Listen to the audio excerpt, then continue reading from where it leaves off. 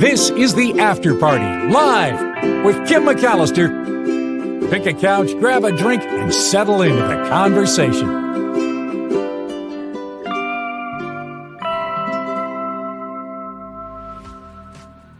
Hey everybody, it is the After Party Live on a Trivia Thursday, and I see what you're saying. I've been watching, I know. I heard from SJ Lola, I wish Kim would begin Thursdays with trivia and then do the other stories after.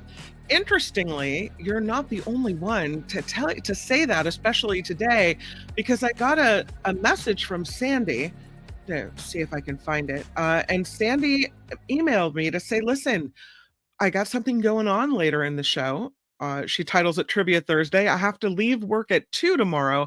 I'm wondering maybe if we can do trivia a bit earlier than usual so I don't have to miss it. It would be much appreciated.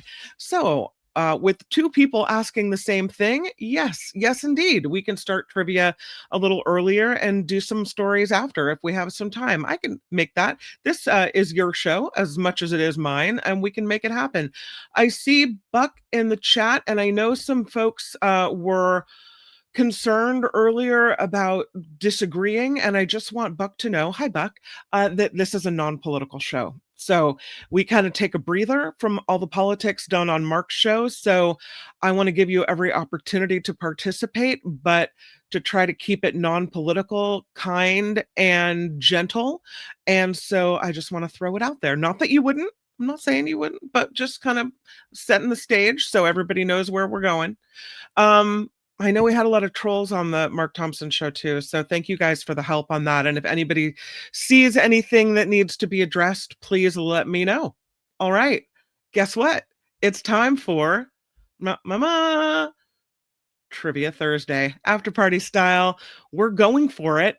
And because we're going to talk in a little bit about whether or not dogs see ghosts, because there's a study about whether it is true or it is not true, I thought let's start with some pet trivia. Yeah, so let's do it. You're welcome, Sandy. Asked for and answered. You asked for it and we deliver. Thank you so much for reaching out. Really appreciate it. Okay, the first question I have for you today: which breed of dog, and you know we often start with the easier questions, right? Okay, I'm in the chat. I'm ready to go. Which breed of dog is historically known for being the mascot of firefighters? What you got? I used to not believe in ghosts, says John Slade. I mean, the whole study hinges on whether or not there really are ghosts to see. Trevor says Dalmatian. Trevor is correct. It is also except Mango. John Slade says Dalmatian. So does Donald. John Watson. Sandy says Dalmatian. So does Heather, Mars, Nullifidian, Rev. I think everybody has got that one, Donna. Yeah. So Dalmatian is the correct answer. Which breed of dog was historically used to guard Roman soldiers during battle? Which breed of dog was historically used to guard Roman soldiers during battle? You know that one? I didn't know this. Good guess, Maud. Not the answer, but good guess. Maud says Mastiff. Nope, not the Mastiff. Ooh, John Watson also likes early trivia. I hear you. We might have to switch it up. Make this the permanent change. Sometimes I get into all these stories and then, by the time I get to trivia, I don't have that much time. The answer is, see if anyone has it yet.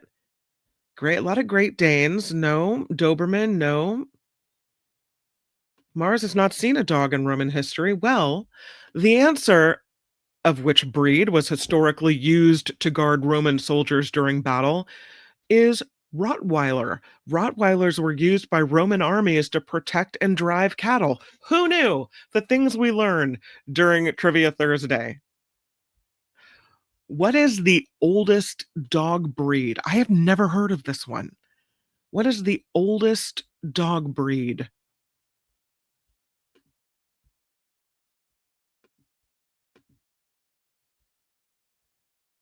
Mhm.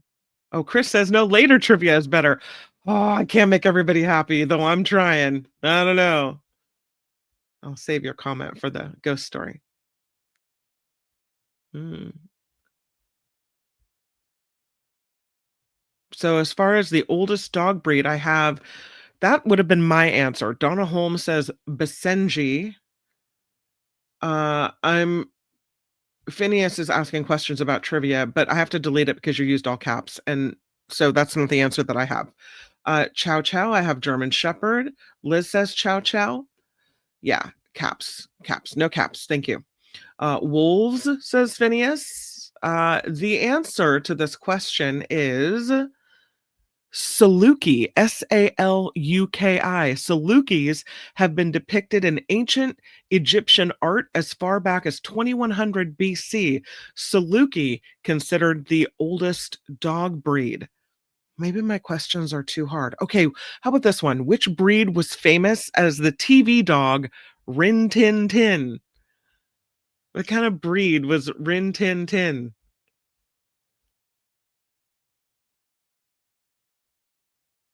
Do we know? Rin Tin Tin was a German Shepherd. That is the correct answer. See if I have who gets it first. Chris Holm says German Shepherd, I think. Might have been the first. Yeah. Donald says German Shepherd. So does Liz. John Watson. Zero. John Slade. Nice. German Shepherd. Donna's got it. So does Trevor. Nice. Heather. Mm-hmm. Eileen has it as well. Rin Tin Tin was indeed a German Shepherd. I don't know if you know this one. Okay, what type of dog is Beethoven in the movie Beethoven? What type of dog is Beethoven?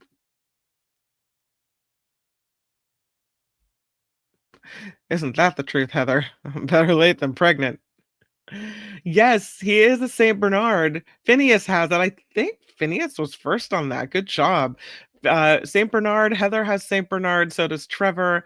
Yeah, Phineas, SJ, Sal the shoemaker. Hello, Sal. Liz has Saint Bernard. So does Donna, John Slade. Yeah. Yvonne needs more dog emojis. Saint Bernard says Donald, Judy. Well done. Next doggy question. What breed is Scooby Doo?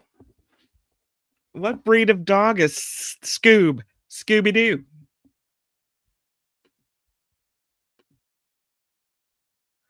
Scooby Doo is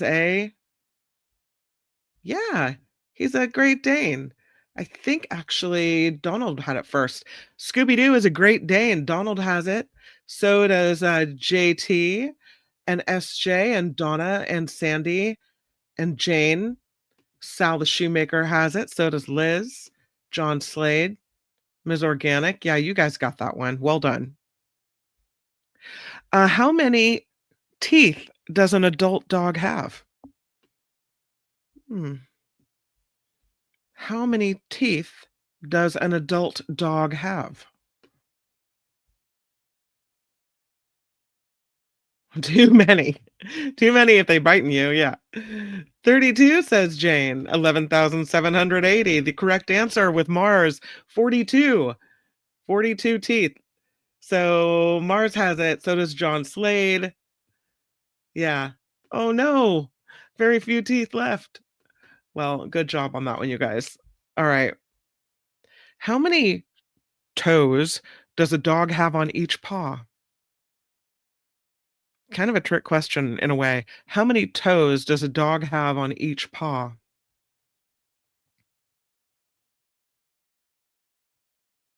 Mm-hmm. That's right. Chris says it's 4. So does SJ. So does Phineas, Mars, Heather, Nolophidian, Ms. Organic. You guys got 4. Ren says it. Donna says it.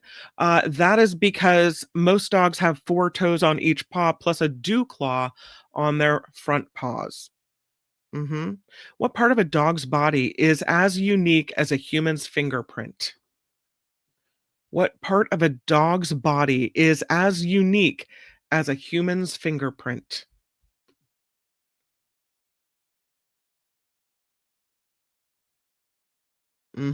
It is. You guys knew that. It's the nose. Yeah, as unique as a human's fingerprint. Heather says nose. Good job, Heather. None. Jane says nose. Eileen, Nullifidian, 0, SJ, Chris. Nose says mama. Hi, mama. Tammy says nose. JT, Sandy. Nose says Ren. Yes, 'tis the nose that is as unique. What part of a dog's body helps them regulate their body temperature? What part of a dog's body allows them to regulate their body temperature?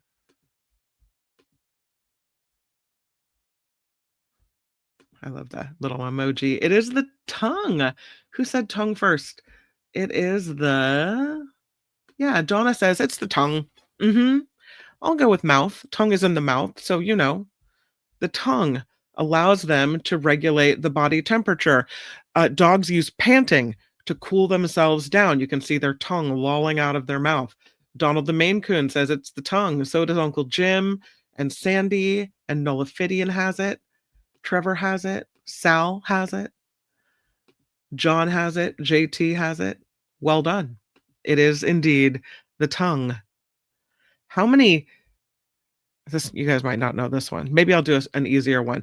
How about if I do two at once? You want to answer? Answer what you can. First question, how many taste buds do dogs have?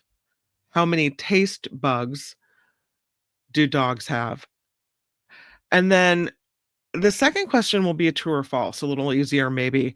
True or false? The dog was the first animal to be domesticated by humans. How many taste buds, not bugs, buds do dogs have? And true or false, what was the dog was the first animal to be domesticated by humans? True or false? Let's see what you got. Squillion. No, it is not a squillion. The answer is in the thousands. This is true. 11,780 says Trevor Starr. Yeah. 10,900, millions and millions, 2,000. Actually close. The correct answer is 1,700. 1,700 is the answer. And it is true. Dogs were the first animal to be thought to be domesticated by humans. So Miss Organic, SJ Lola, JT, who said true first? Kind of weird when I asked two questions at once. Uncle Jim has it as well. A lot of people said true. Trevor has it. Miss Organic has it. Ren says it's false. It was the cat. The information I have says it was the dog, and we all know how questioning trivia goes. Mama says false. The answer true. Eileen has true. Okay. The next question, and then we'll move on to some music trivia as well. What was the breed often a companion to Buddhist monks in Tibet? What breed often a companion to Buddhist monks in Tibet? It is the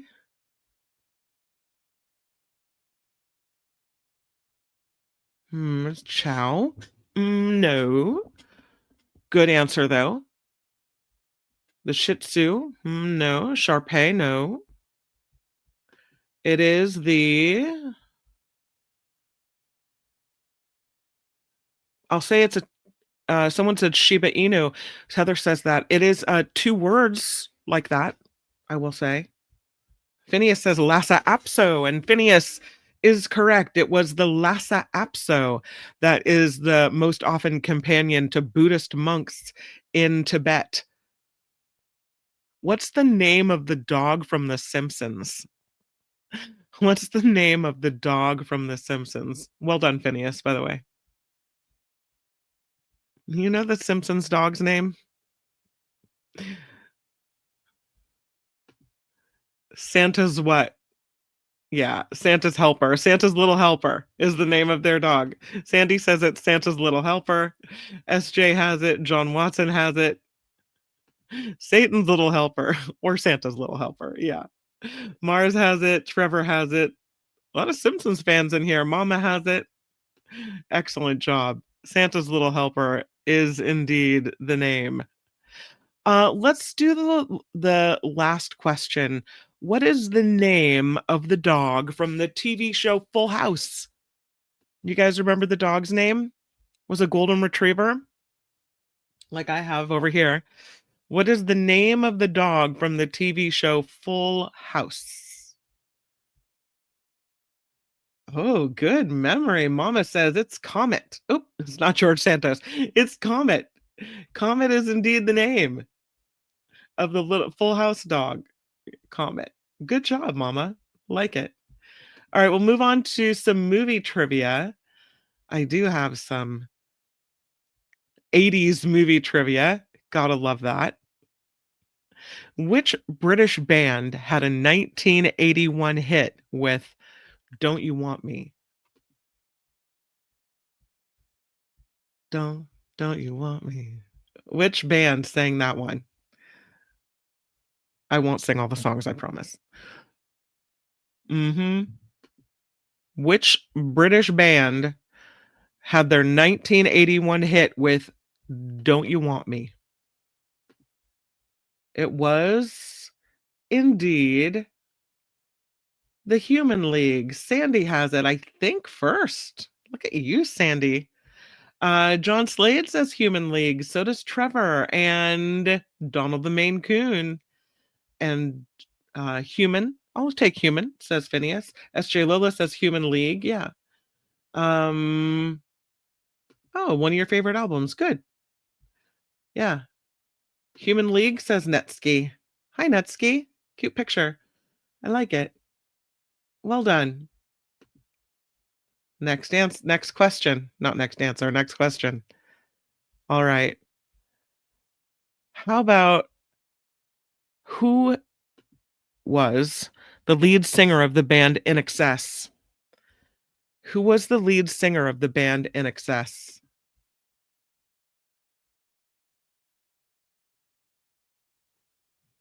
Trevor says, I was stoned in that decade.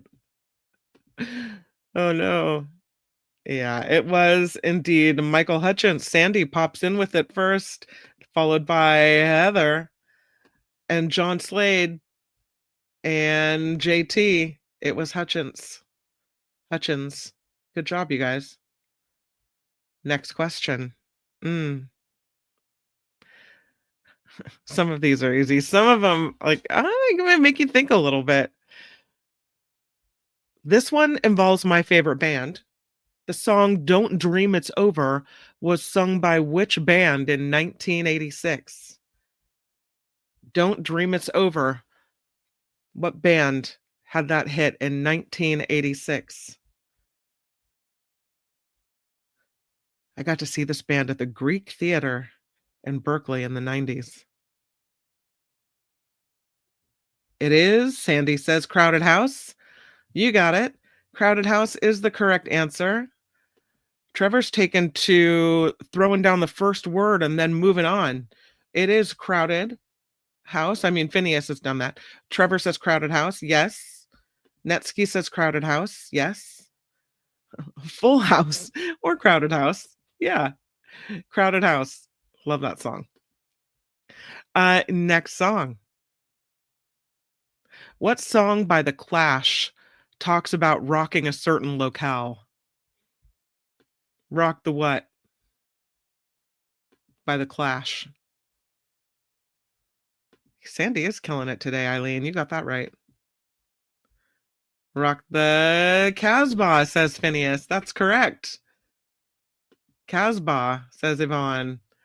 And Mars and Heather and SJ and Donald. Yeah, I think most everybody got that. Sandy, John Slade, everybody is all Rock the Casbah. That's correct.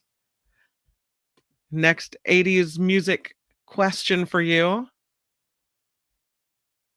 What song by George Harrison in the '80s discusses a cloudy mind? What song by George Harrison in the '80s discusses a cloudy mind?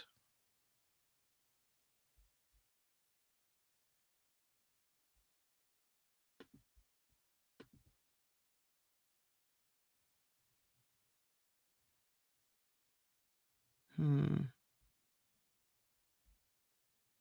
I'm not seeing it yet. Sandy says, "Got my mind set on you," and that would be correct. It is "Got My Mind Set on You." Sandy is an '80s music aficionado.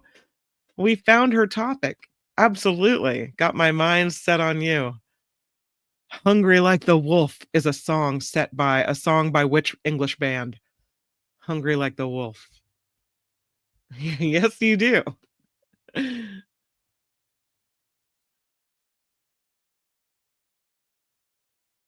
It is Duran Duran. Yvonne says Duran. You're one Duran short, but I will accept it. Sandy says Duran Duran. John Slade says Duran Duran. So does John Watson and Judy and Heather and Phineas and Peter and Rev P and Tammy and Trevor. SJ. Nice. Duran Duran is indeed the answer. Next question. Who sang Sweet Dreams Are Made of This in 1983? Who sang Sweet Dreams Are Made of This in 1983?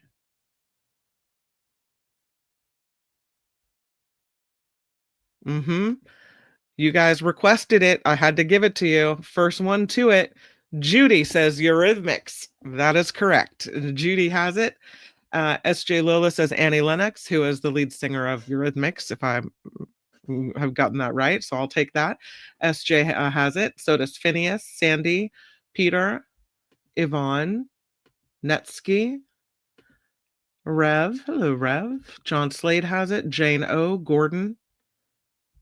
Nice. My wife sang it. All right. Eurythmics. Heather says it. JT says it. SJ. Tammy. Good job. Most people got that one. Well done. What year did Prince release Purple Rain? What year did Prince release Purple Rain?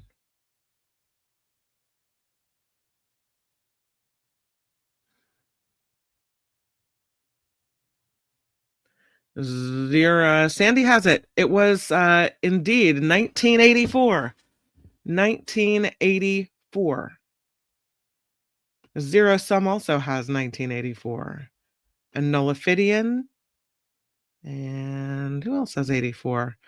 Rev P has 84. Deidre has 84. Hi, Deidre. Well done. Yeah. Whose hit Time After Time was released in 1984? Since we're on 84. Time After Time.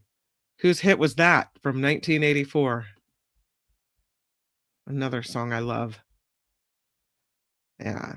I was indeed Cyndi Lauper. So Yvonne, first to the punch, this one says Cindy. JT says Lauper. Yes. Sandy says Cyndi Lauper. Correct. So does Heather and Judy and Tammy and Phineas and SJ and Gordon and Heather. Well done. Also known as the woman with the colored hair or pink or blue, whatever she's feeling. Mindy says it. Trevor has it. Peter has it. Well done. Summer of '69 was a hit for which Canadian singer-songwriter? Summer of '69, a hit for which Canadian singer-songwriter?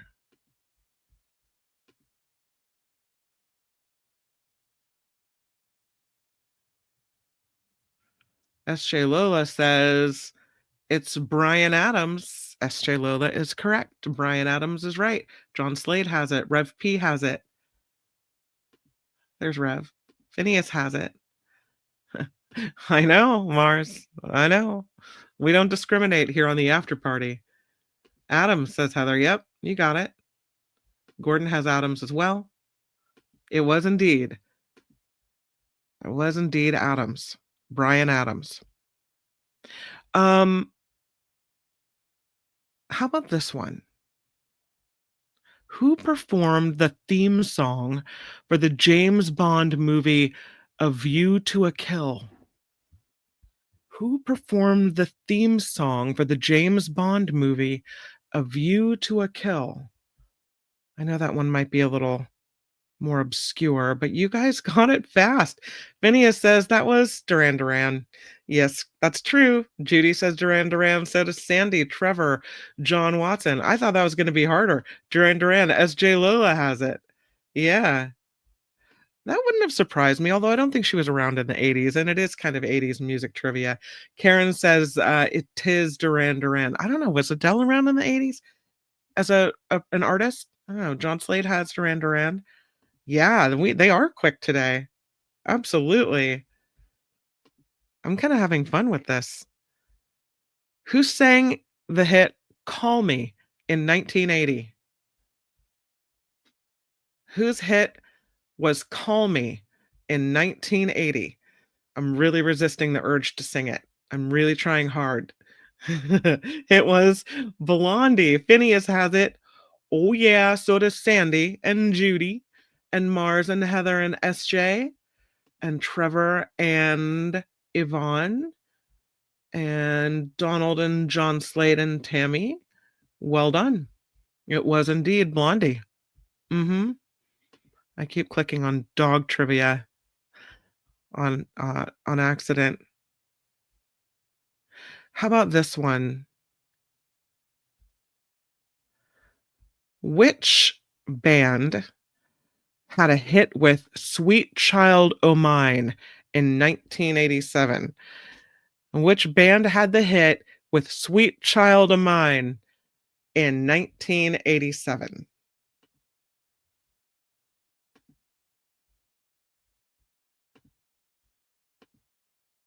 You guys are super fast. I think Heather's first to the punch with Guns N' Roses. That is correct. John Slade has it as well.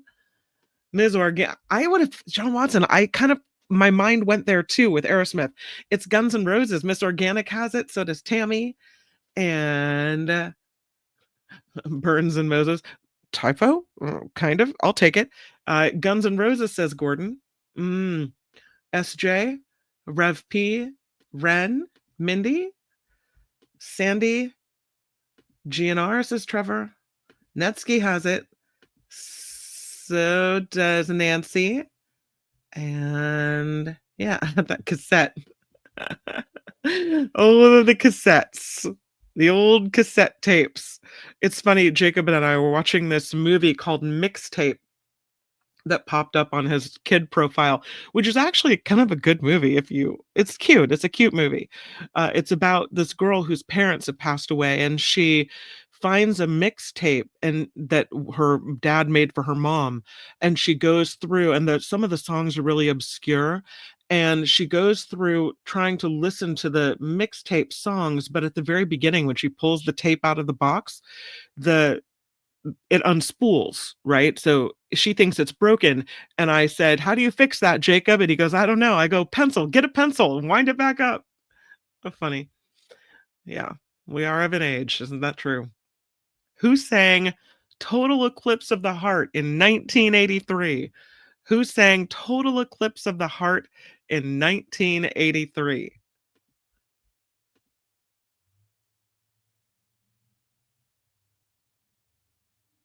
Do you know who sang Total Eclipse of the Heart? I can tell you right now that Sandy knows. It was Bonnie Tyler. That is correct. Was that a one-hit wonder situation? Judy has it. Bonnie Tyler. Yvonne has it. So does Trevor. So does SJ. Your Jetta still has a tape deck? That's funny. It was Rev P has Bonnie Tyler. Bonnie, yep, it was Bonnie. Not right, though. Wrong Bonnie. Awesome. All right, you want to do one more? Let's do one more before we move forward, because Sandy has work at 2:00, so we'll wrap it up. How about, should I do easy or should I do hard? We'll do something quintessentially 80s. Wake Me Up Before You Go Go is a hit song by which duo? Wake Me Up Before You Go Go is from,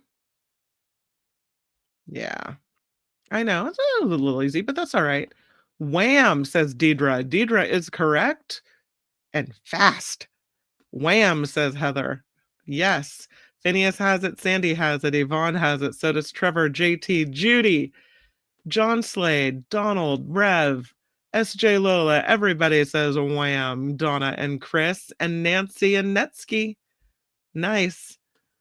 Also George Michael because he's a member of Wham, right? Indeed.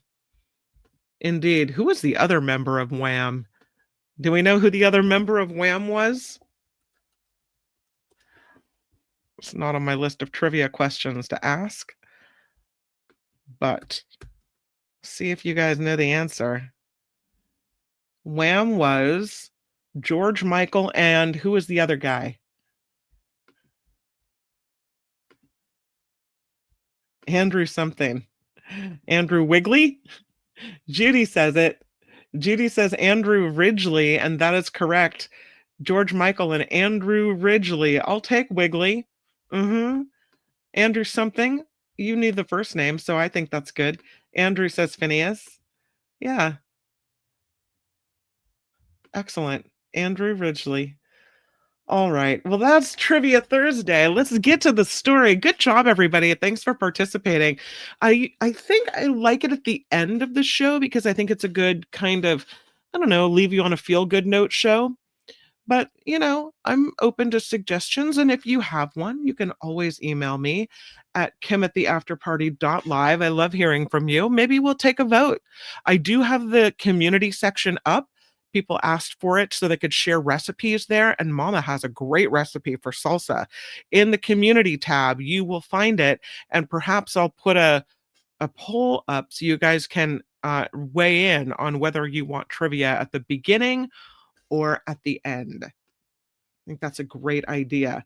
Nick throws down 10. Finally, I got some trivia right, but was driving. Oh, Nick. It's okay. I'm just going to say Nick got all the trivia right today. He was shouting it out in his car as he drove down the road. Nick, thank you very much for the 10. Sorely needed on the After Party Live and much appreciated. And I'm glad you got some right. Well done. Yeah. All right. This story is I think interesting. Here's my dog picture I have for you. Look at all those doggies. They're all looking at something. What are they looking at? What could it be? Can dogs sense ghosts? So we know that they have a sense that is sharper than humans, right? They can sometimes, it seems to me, before an earthquake, dogs know. They have a better sense of hearing. So someone pulls up outside your house, you might not hear a door close or someone stop. Dog knows immediately. Boom, they look at the door. Someone's coming in. They have sharper sense of smell, hearing, all kinds of things. Do they have, though, a sharper sense than we realize? Can they see ghosts? So this presupposes that ghosts are a thing. All right, that there actually are ghosts. That maybe dogs have this ESP, extrasensory perception, abilities beyond the normal 5 senses, including things like telepathy or precognition, seeing into the future. This is all ESP stuff. There's a parapsychologist, his name's Lloyd Auerbach, in this article on Popular Science, who says ghosts aren't physical phenomena to be picked up by the senses. So some form of non-sensory perception would be needed to perceive a ghost. Dogs and cats, and likely most animals, are psychic just like humans. Scientific support for ESP is scarce, but there are some studies that have been done, including a new one. It's interesting. And I think this is really a perfect story for this time of year, this creepy Halloween time. The parapsychologist says animals do hear and even see physical things that we cannot. If there is an insect or a small animal activity in the walls or at the outer wall, a dog and cat might hear that. Sometimes they leap at things that humans can't see. And dogs have incredible senses. 220 million scent receptors in their noses compared to 5 million in humans. They have an organ that can detect chemical cues beyond normal smell. There was a study done by scientists at Duke University back in the 50s that found that dogs can sniff garlic oil diluted to 0.000005% with 85% accuracy. A more recent study showing dogs can use their sense of smell to pick out blood samples from people with cancer with almost 97% accuracy. Another study found dogs can smell human stress. Also, they can hear sounds that are much higher in pitch, up to 65,000 hertz, and quieter too, minus 15 decibels, than humans. And so, all of these super senses, it's thought, could explain why dogs appear to see things that humans don't. It could be that instead of seeing something spooky, that they're just orienting their heads to smells and sounds that we don't see or hear to help them perceive those things better. What's interesting is that while they have all these other senses, their vision is not as good as humans. Humans can see more clearly for a farther distance than dogs can, and we can see a wider range of colors as well. Dogs are red-green colorblind, but they are better at picking up fast-moving objects and subtle changes in light. Interestingly, a TV screen that looks smooth to us could be flickering to them. So it could be that when they react to something that looks like they're reacting to something invisible, they could be picking up on tiny movements or light changes that we can't see or detect ourselves. So, yeah. Can dogs sense ghosts? We don't know. We just don't know. But it's an interesting question. Yep. And let's move to the next story. We have one about let's do this story about lottery slips, about the lotto of the day, because I have two lotto of the day stories I want to get to. One, this quick pick numbers that were recycled for months, use the same ones over and over and over. Do you guys do that, or do you, when you go, do you just do the quick picks?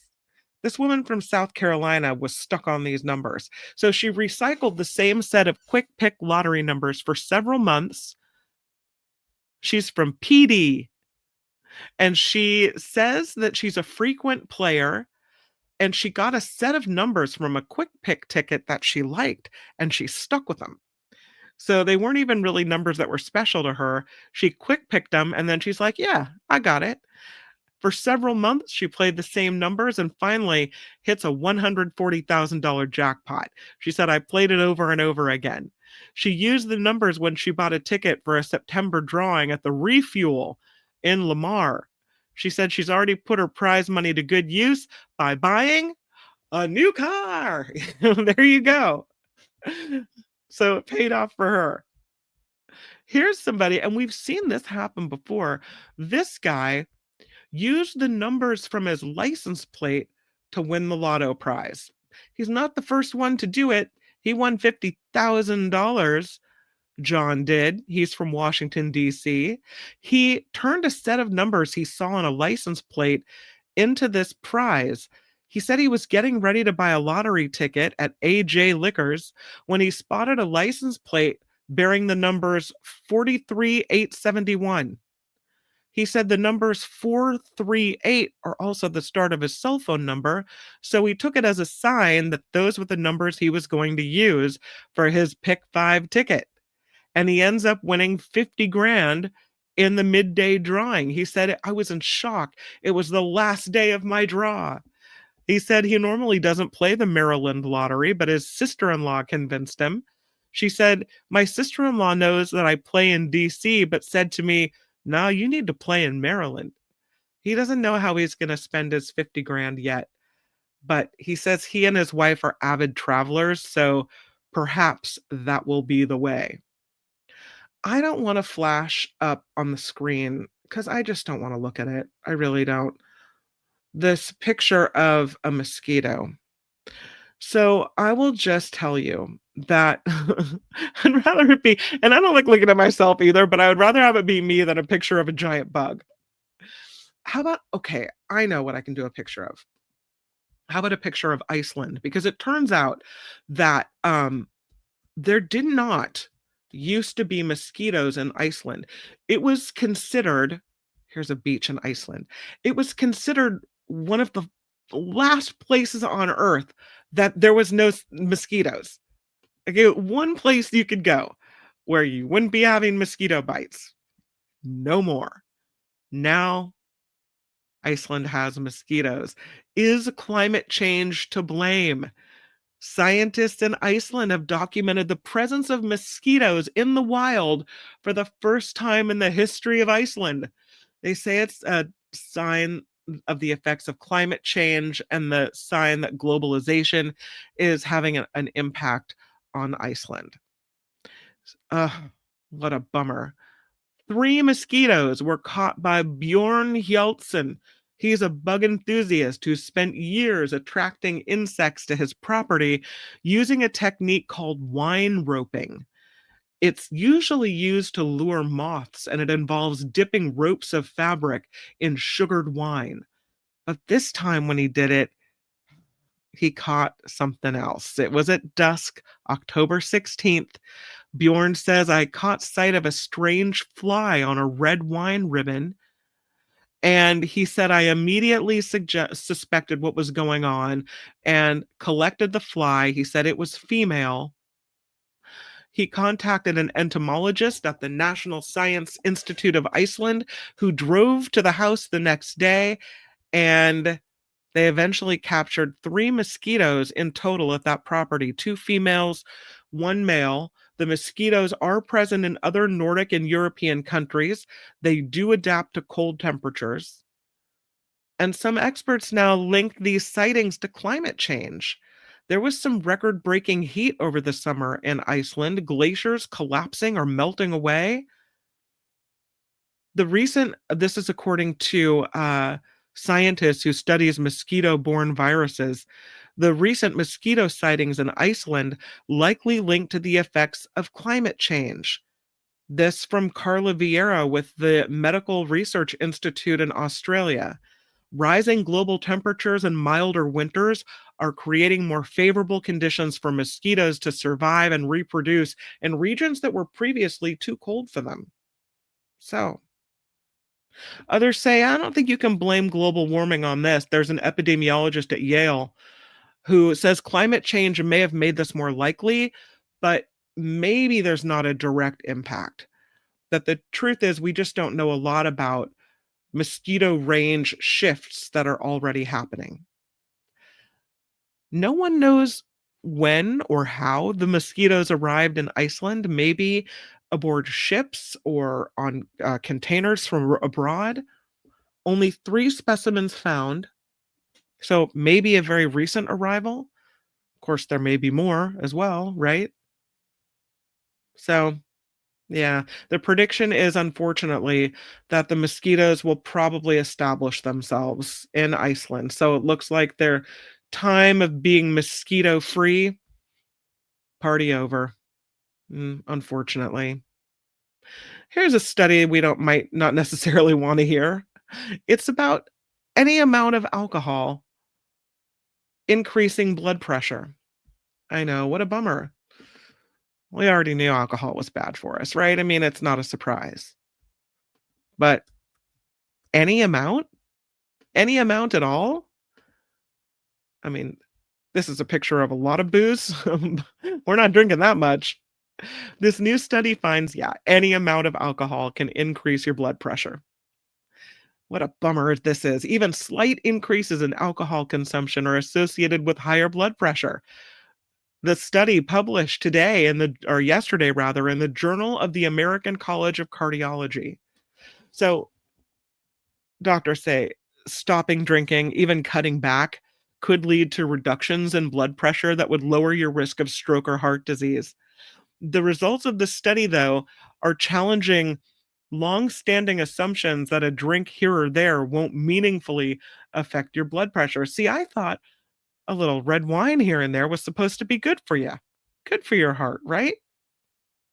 According to Dr. Takahiro Suzuki, who is a cardiologist at St. Luke's International Hospital in Tokyo and one of the leads of this study, he said, our study shows when it comes to blood pressure, the less you drink, the better. The more alcohol you drink, the higher your blood pressure goes. In the past, scientists thought small amounts of alcohol might be okay, he says, but our results suggest no alcohol, none, nunca, actually the best. I embellished. He says this means stopping drinking, even at low levels, could bring real heart health benefits for both women and men. They analyzed data from 360,000 annual checkups at St. Luke's between 2012 and 24. As part of the checkup, the patients reported their alcohol intake. Okay, so here's the problem I have with the study, though. Do you ever get that question, on the form at the doctor's office? How would you best describe your alcohol intake? Once a week, once a month, but it's never like the option that fits you the best. So who knows how accurate the reporting is. But researchers divided the roughly 59,000 patients into two groups, those who were drinkers at the time of their first checkup and those who didn't drink at first. The way the team could review the effects of stopping drinking among those who did imbibe and starting drinking among those who once abstained. The study set out to determine whether stopping alcohol use is associated with improvement in blood pressure levels among habitual drinkers and whether starting alcohol use affects blood pressure among non-habitual drinkers. So results showed that blood pressure declined as drinkers cut back. Women who stopped having 1 to 2 drinks per day saw a decrease of nearly 8 mmHg, milligrams Hg in their systolic blood pressure and 1.1 in their diastolic. Men who stopped drinking experienced a reduction of 1 mmHg systolic and 1.6 diastolic. Conversely, the people who started drinking, who at the beginning didn't drink, but then they had their drinking kicked in later, showed higher blood pressure with similar trends across the sexes.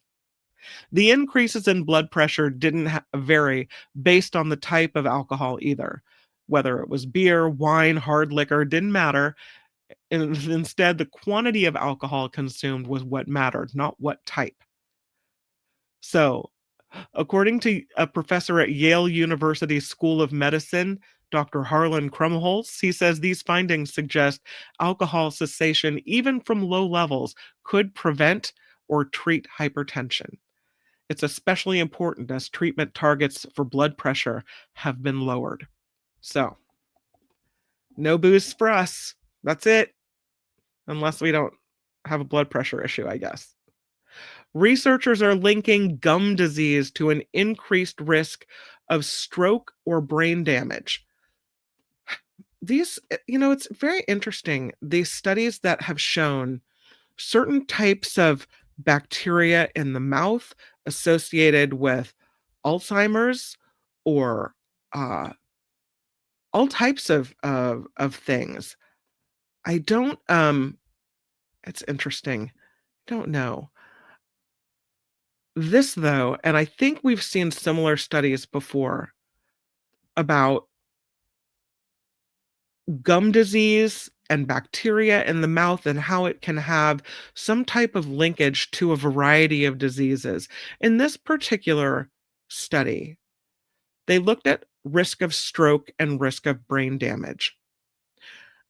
The research suggests that if you keep your mouth healthy, that it could protect your brain and your heart. So many studies like this have me using Listerine all the time.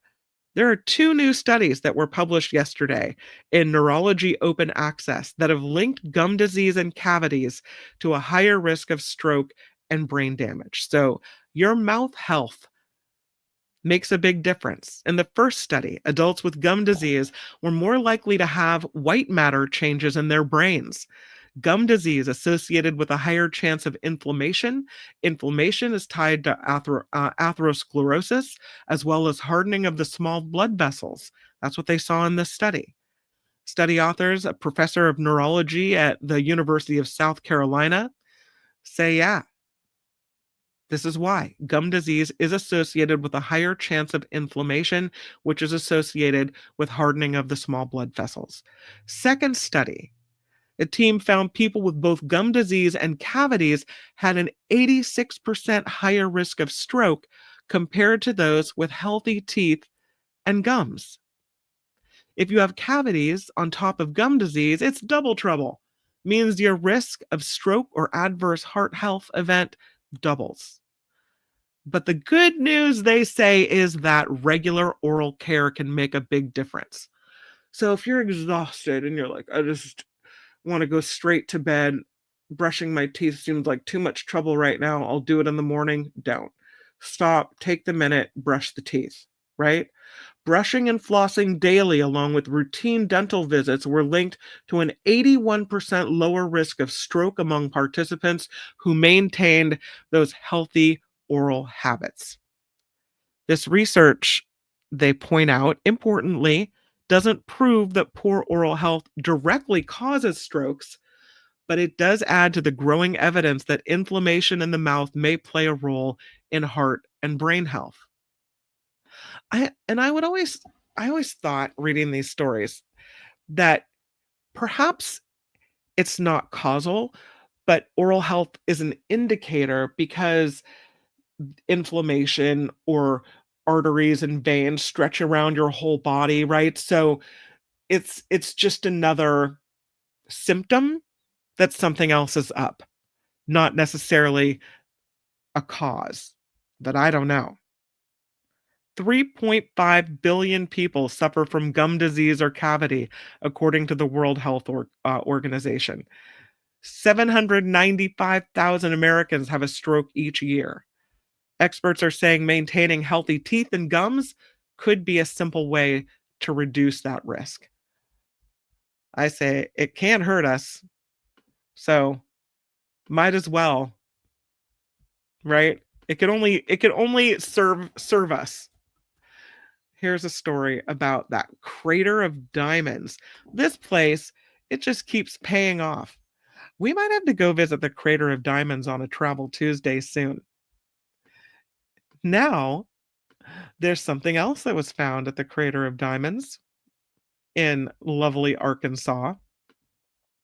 This man from Indiana was there. He dug up a 2.71 carat gem at the Crater of Diamonds in Arkansas. You can see it there sitting on the edge of that coin. So the guy spots something on the shiny end of his shovel. His name is Dewey. Dewey and his wife spent 2 days at the Crater of Diamonds State Park. They were on a road trip, stopped at the Crater of Diamonds, enjoyed their time so much that they decided they were going to stop there again on their way home. He said he came armed with some screens that he bought from a store prior to his second visit, and he and his wife ended up in this area of the park. He said a very nice gentleman I met on my first day there suggested that this was a good area to be in. He seemed like he knew what he was doing, looked like a nice shaded spot. It's called the Canary Hill area. And this is where he found this object. He said he knew that the object he unearthed was something different from the quartz he'd been encountering before it even hit his screen. He said it looked like a piece of a metal piece of glass. The minute I saw it in my shovel, he said, I knew. Turned out to be a pea-sized white diamond weighing 2.71 carats. He's calling it the Hope Diamond because he says he had hoped to find a diamond. So for him, it's his Hope Diamond. I think the real Hope Diamond is a lot bigger. Officials said this diamond is the fourth largest diamond registered at the park this year. So look at that. He goes in hoping to find his diamond, and he leaves with his Hope Diamond. Well, there you go. I usually do the animal stories at the beginning of the show, but this show kind of got all turned around today, which I think is fine, right? So we'll do the animal story at the end instead. And I know I'm going a little bit long, but I do want to show you this. This is a skateboarding pig who has earned a Guinness World Record. And I don't think we can do this story without really watching the video. So let me switch some things around so we can see the skateboarding pig, because I think it will bring you joy. Here it is. We've seen dogs skateboard before, but I'm going to take the music away. Here's the skateboarding pig. Pretty good. Looks very much like this pig knows how to skateboard by itself. This pig from Illinois earns the Guinness World Record. The pig takes a 33-foot ride. Took only 11 seconds. That's all right. His name is Norbert. Norbert the pig from Buffalo Grove, Illinois, earns the record for the fastest 10 meters pushing a skateboard by a pig. Apparently, that's the thing. Norbert did it in 11.32 seconds. Norbert's person, Vincent, said he discovered the pet pig's impressive talent one day when he found his old skateboard. Thought, I'll see what Norbert can do with this thing. I had my board from when I was a kid, and I figured I'd try him with it. I went outside, laid the board down, took out some unsalted peanuts as treats. In about 15 minutes, I had him standing on the board. After a couple more sessions, he was pushing himself down the street on the skateboard. Norbert is 175 pounds, but looks like a natural on the board and loves to show off. After a handful of sessions, he said, we finally hit the sweet spot, and his run went perfectly. Well, there he is, doing his thing. Good job, Norbert. Norbert earned the nickname Tony Pork in honor of legendary skateboarder Tony Hawk. And Norbert is now a Guinness World Record holder. Look at that pig go. That's crazy. Yeah, I wonder whatever would make someone think, hey, let's get this pig on a skateboard. All right, I have one more story for you, and it's about this very fancy bottle of booze. Speaking of booze that we're not supposed to drink because of blood pressure. This, though, is a collaboration, this bottle, between 50 Cent and the company Lalique. They have teamed up to create this handcrafted crystal bottle. It's all for the 505 edition Branson Cognac by Sire Spirits. The bottle design is a piece of art informed by René Lalique's early 20th century perfume bottles. They spent the last 5 years designing this bottle to hold the cognac, which is produced by 50 Cent spirits brand Sire Spirits. It was crafted from blown and pinched glass, cut and engraved and then polished in Lalique's workshop in France. The head of the lion placed at the center of the bottle as a symbol of strength and mastery, while 2 additional lion heads were worked into the sides of this bottle, topped with a pineapple-esque stopper. Each bottle is signed by 50 Cent.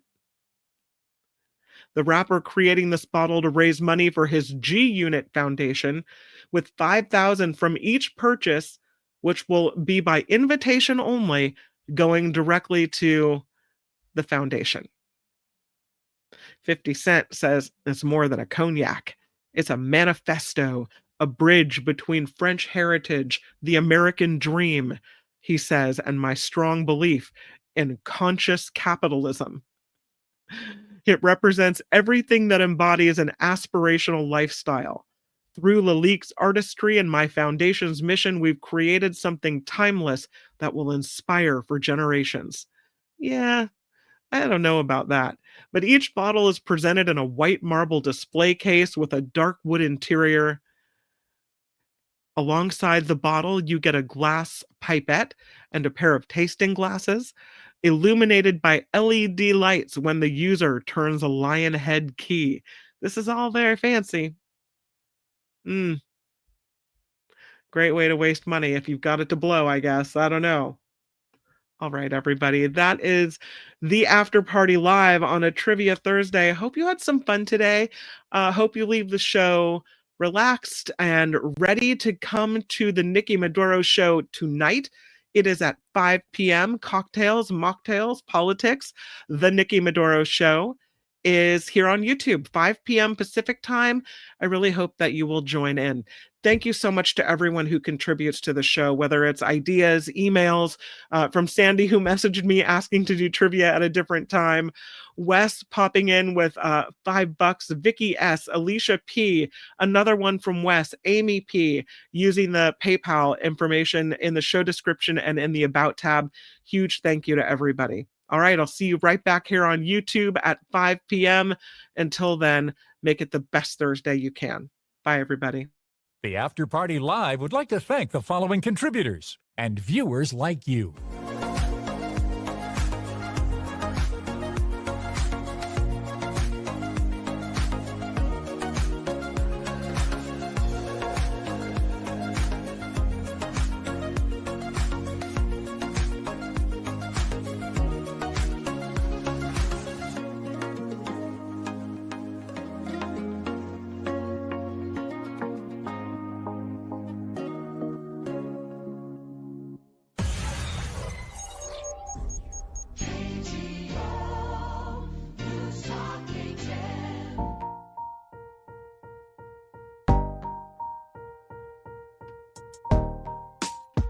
Huge thank you to...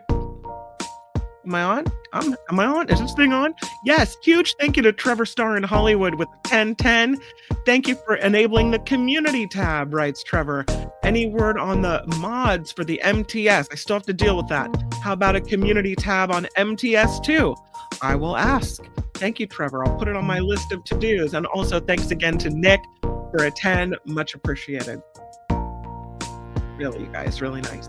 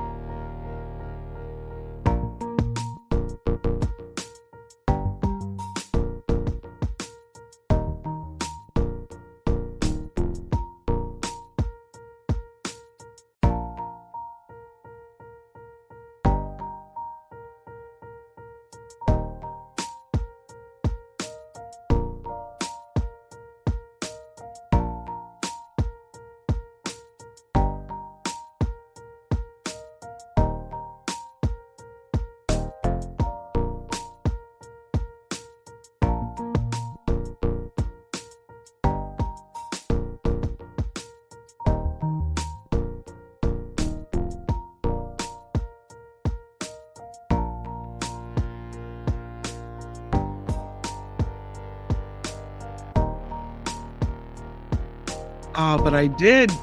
Thank you, Trevor.